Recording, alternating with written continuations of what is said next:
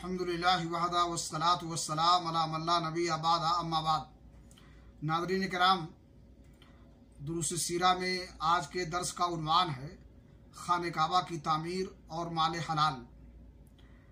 कुरैश ने जब खाने काबा की तामीर शुरू की तो दौरान तामीर उनके पास हलाल माल की कमी पड़ गई, इसलिए उन्होंने शमाल की तरफ काबा की लंबाई तकरीबन 6 हाथ कम कर दी। यही टुकड़ा हिज्र और हतीम कहलाता है।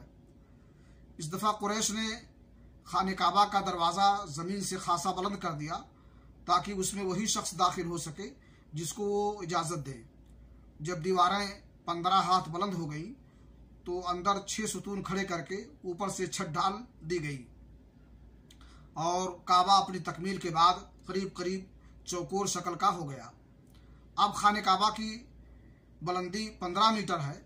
हजर अस्वद वाली दीवार और उसके सामने की दीवार यानी जनूबी और शमाली दीवारें 10-10 मीटर की हैं। हजर अस्वद मताफ की ज़मीन से 1.5 मीटर की बुलंदी पर है।